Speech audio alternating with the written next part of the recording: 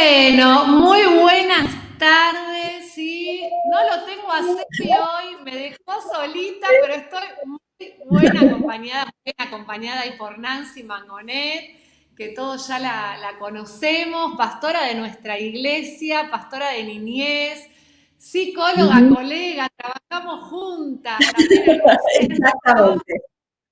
Así es, ¿no? Así que bueno, Sebi no pudo estar, pero bueno, hoy tenemos un tema increíble, que a Complicado. veces es complicado, ¿no? Que no se trata mucho, no se habla mucho, pero bueno, nosotros desde la Iglesia del Centro ya hace tiempo se viene trabajando ahí en niñez, lo trabajamos en otras áreas y aprovechamos este espacio que tenemos para empezar a hablar del abuso, ¿sí? Tema difícil, esperamos que no se vayan, por favor, porque esto nos va a servir a todos, no solamente a aquel que está viviendo una situación así o que la vivió, sino también como comunidad para hablar de esto, sacarlo a la luz y saber, bueno, que hay esperanza y uno puede llegar a ser restaurado y ya vamos a estar hablando de todo esto. Pero antes de que Nancy comience, sí, ahora va a aparecer ahí en pantalla, es un link, como lo venimos trabajando en otros programas.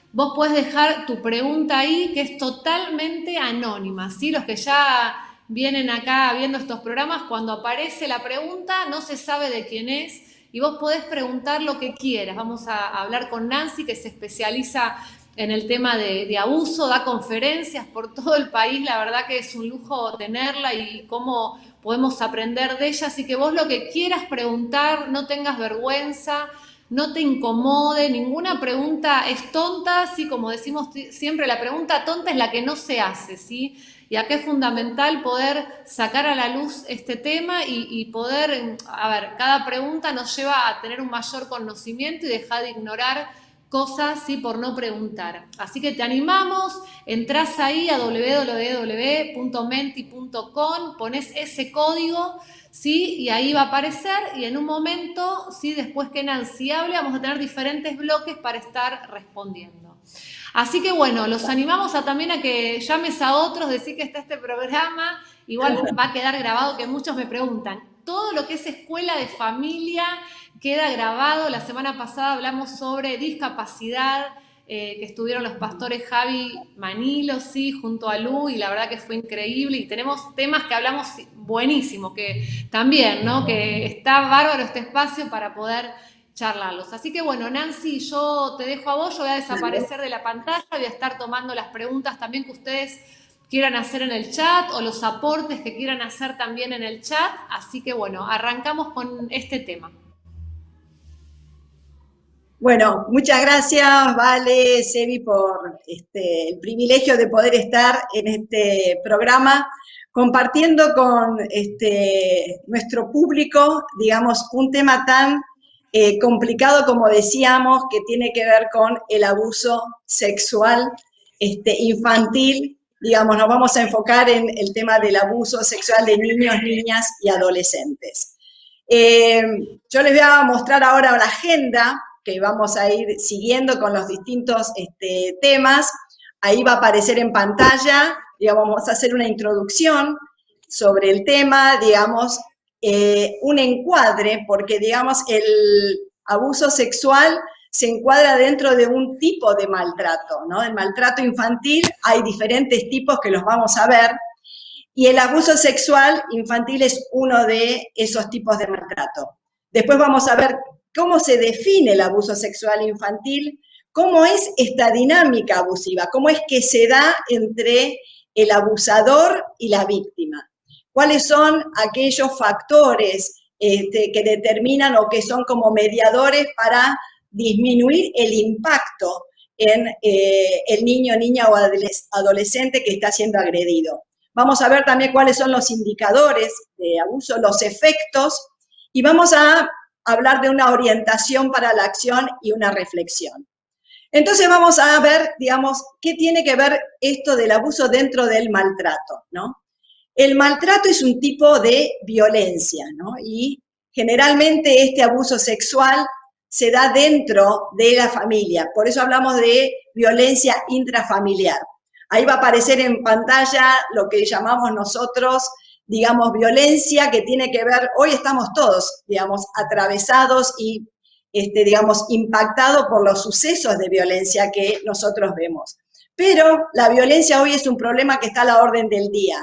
Pero no es un tema privado de la familia, nos involucra a todos. La violencia familiar representa un grave problema social, ya que se estima, es un porcentaje muy alto, que el 50% de las familias sufre o ha sufrido algún tipo de violencia.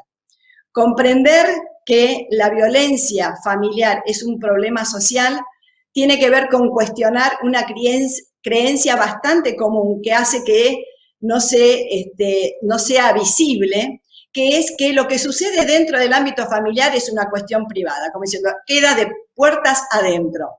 Y justamente hoy estamos viendo que no es así, que es un problema social y que nos afecta a todos.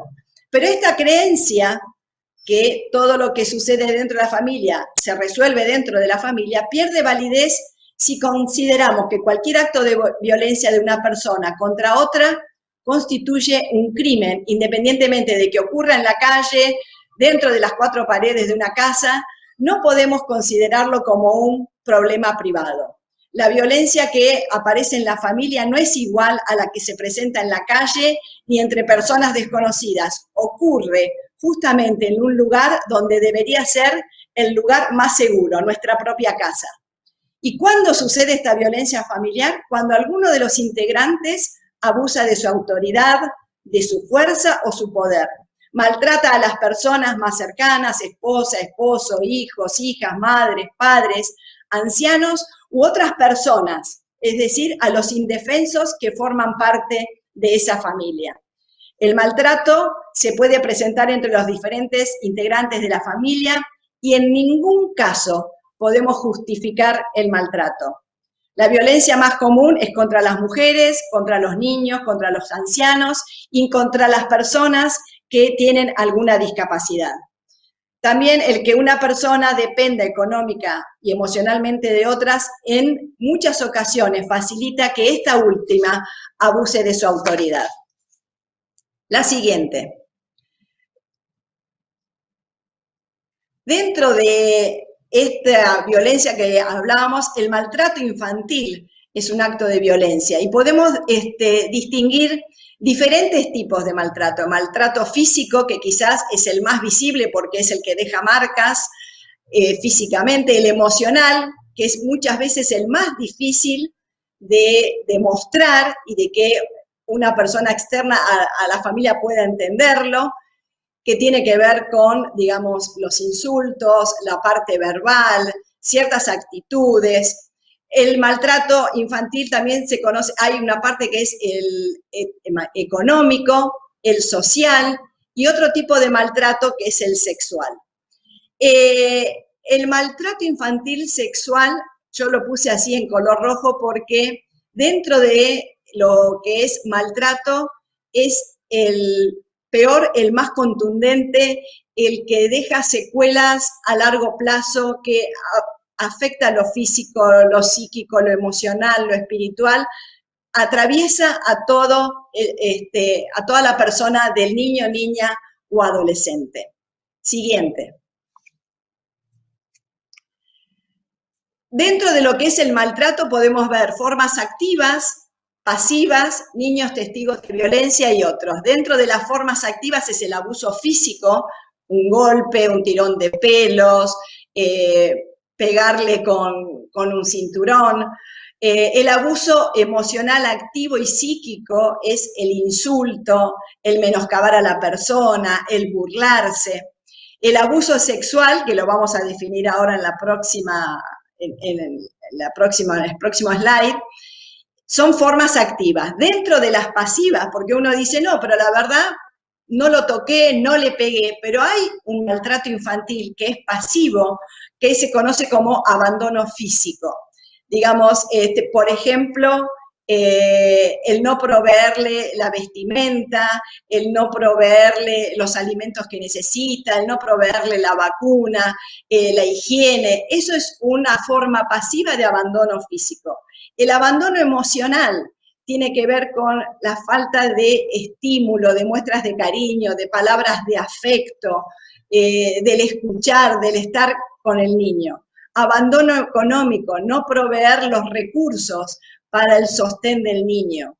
Niños testigos de violencia. Esta es una categoría que se ha incorporado últimamente porque, digamos, ¿cómo puede ser que un niño sea maltratado si nadie lo insultó, si nadie le pegó, si nadie le hizo nada? Pero ese niño solamente por el hecho de ser testigo de violencia también está recibiendo un maltrato.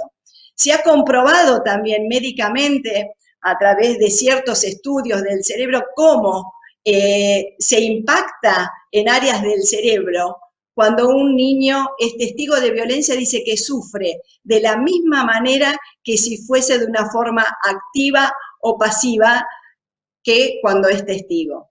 Otros tipos de maltrato es la negligencia, digamos, el dejar al niño que corra riesgo, lo institucional, cuando vimos que desde las instituciones no está la atención y no se brinda para la necesidad del niño, la explotación laboral y el hecho de, digamos, mendicidad, que esté en la calle pidiendo dinero o comida. Siguiente.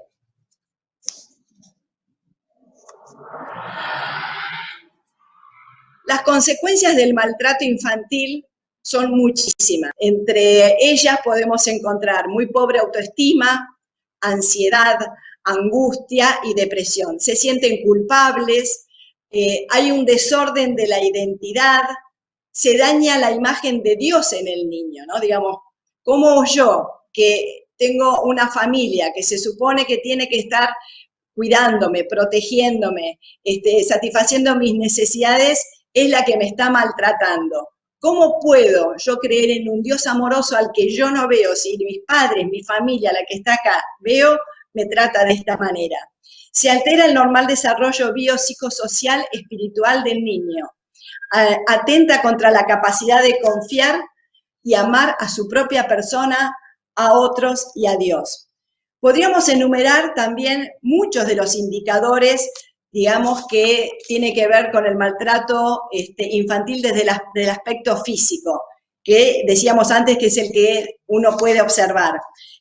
Hay indicadores y síntomas también del abuso emocional que están descritos acá: inhibición en los juegos, comportamientos regresivos, extrema falta de confianza en sí mismo. Digamos, acá en esta presentación está como resumido muchos de estas consecuencias e indicadores que nosotros podemos ver en los niños. Muchas veces en la iglesia, en nuestras iglesias, cuando recibimos niños en el programa infantil, a veces me ha tocado, digamos, ver niños lastimados con moretones, y cuando uno trata de preguntar qué te pasó, no quieren contestar, no quieren hablar del tema, o tratan de evadir y se van para otro lado, ¿no? Pero, digamos, el abuso del maltrato físico es mucho más evidente. El emocional también uno los ve retraídos, que no quieren hablar, están más retraídos, les cuesta a veces socializarse. Pero bueno, vamos a pasar ahora a lo que es el abuso sexual. Muy bien, dijimos que el abuso sexual es un tipo de maltrato, es una forma activa de maltrato, es una forma activa de violencia. Y la definición es la que figura acá. Se denomina abuso sexual infantil a él o los actos de naturaleza sexual impuestos por un adulto o adolescente mayor. Después vamos a ir sobre este tema. Impuestos por un adulto o adolescente mayor sobre un niño que, por su condición de niño, carece del desarrollo madurativo, emocional y cognitivo para dar su consentimiento acerca de los actos en cuestión. El adulto utiliza su posición de poder y autoridad para involucrar al niño en tales actos, con el objetivo de obtener gratificación sexual, o el otro objetivo es de someterlo. El mayor factor de vulnerabilidad en el niño, además de la edad, es la situación particular de dependencia respecto del adulto. Son muchos conceptos, ¿no? Vamos a ir resumiéndolos para poderlos grabar. Es sobre un niño que, como es niño, no tiene el desarrollo madurativo para decir que sí a algo que le está proponiendo un adulto o adolescente mayor. El adulto se aprovecha de su posición de poder y autoridad para involucrar al niño. ¿Cuál es el objetivo de que el adulto o el adolescente mayor haga esto? Buscar placer, gratificación sexual, por un lado, o también de someterlo. Y lo que decíamos, que la mayor vulnerabilidad del niño es que el niño depende del adulto, ¿sí? Entonces, ahí es donde está la mayor vulnerabilidad. Según la Organización Mundial de la Salud, da otra definición que dice que es involucrar al niño en actividades sexuales que no llega a comprender totalmente, a las cuales no está en condiciones de dar su consentimiento o para las cuales no está evolutivamente maduro. Según las Naciones Unidas, lo considera un crimen encubierto más extendido de la humanidad. Entre las diversas formas en las que se presenta el maltrato, el abuso sexual infantil requiere una consideración especial por la significación que adquiere en la vida de los niños y adolescentes abusados, por el daño que produce y por la intervención que es necesario implementar para hacer posible su protección. Digamos, veíamos dentro de los tipos de maltrato que el abuso sexual, por lo descrito por las Naciones Unidas, necesita un capítulo aparte. Digamos, en todo lo que son las investigaciones, la bibliografía que se ha escrito sobre el tema, siempre hay un apartado, un libro, una investigación separada sobre el abuso sexual infantil respecto de los otros tipos de maltrato. Seguimos. Ahora, si la violencia contra los niños, niñas y adolescentes, ¿por qué continúa vigente? ¿Por qué el abuso sexual es una de las formas más frecuentes y todavía menos visible? ¿Por qué todavía algo tan terrible sigue estando en la mesa para discutir, para tratar, para desarrollar programas de prevención y de intervención? Y muchas razones podemos dar, algunas de esas tienen que ver con las creencias, ¿no? Muchas creencias conducen a negarlo y muchas veces justifican la incredulidad. No solo invisibilizan el abuso sexual, sino que también impiden ver las consecuencias que éste produce en quienes lo padecen. Otra de las cosas es lo que ocurre en la familia es un tema privado, ¿no? Decíamos esto al principio con el tema de la violencia familiar.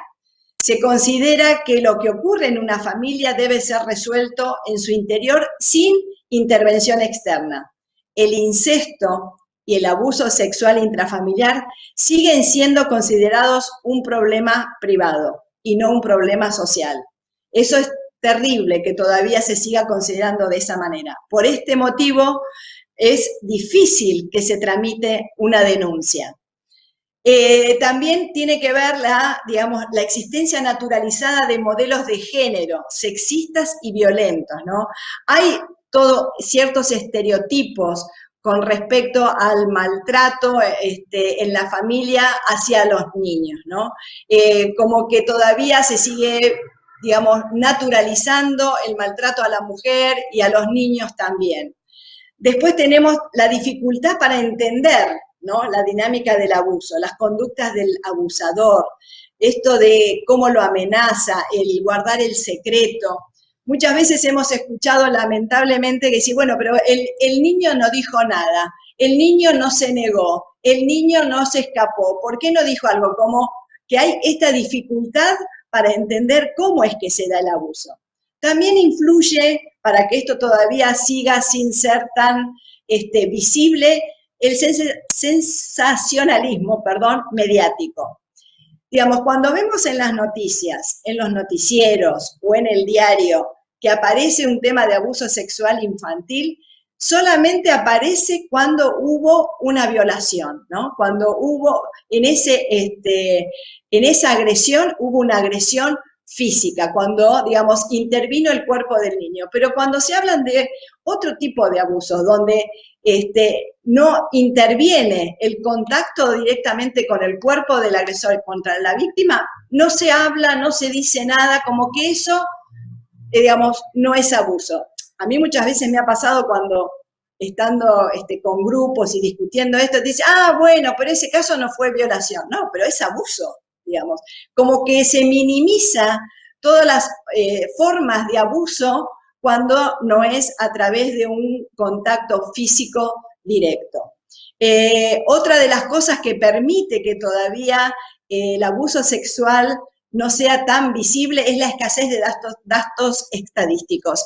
En la Argentina no hay datos estadísticos oficiales, ¿sí?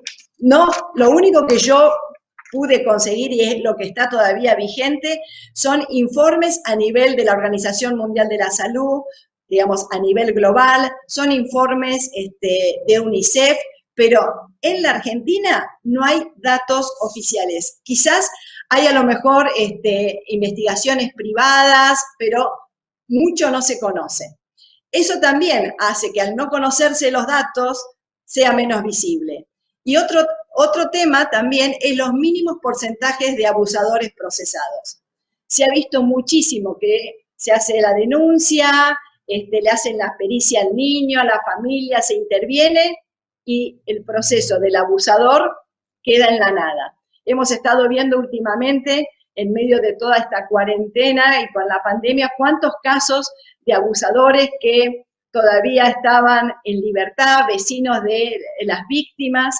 Todo esto hace que el tema del abuso sexual infantil sea menos visible. Siguiente.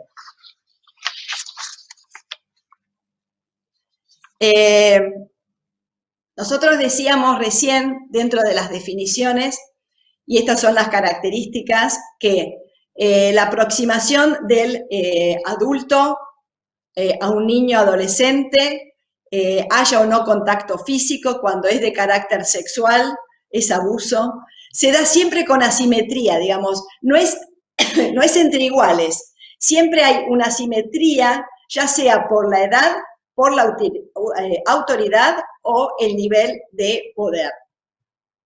Otra de las cosas es que el responsable es siempre el adulto que está abusando.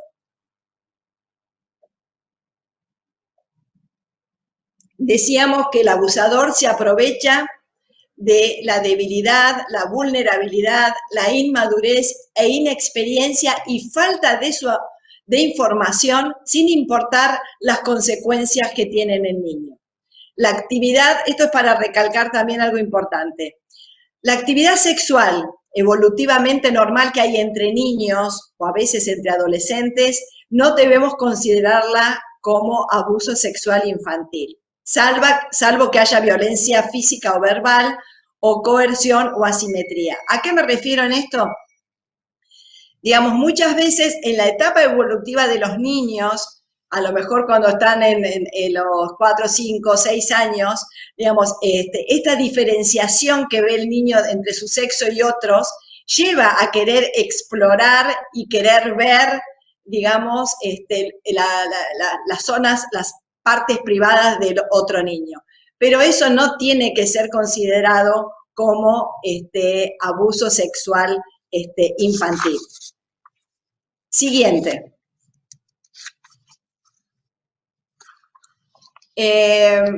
Antes de seguir con esto, que quiero comentarles cómo es que se da esta dinámica abusiva, vamos a hacer un intervalo para ver si hay alguna de las preguntas. Ahí le voy a pedir a Valeria que me ayude en esto para poder ir contestando, o a lo mejor no son preguntas, quizás hay algo que no quedó claro o necesita que se explique a lo mejor con más detalle.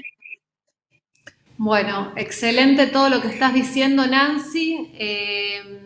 Hay una pregunta, sí, que vemos si la podés contestar ahora o por ahí al final, que dice, es anónima porque la escribió por Menti, la persona que la escribe, ¿no? Así que yo no sé quién la escribió. Dice, siempre tuve problemas para relacionarme sexualmente con mi esposo.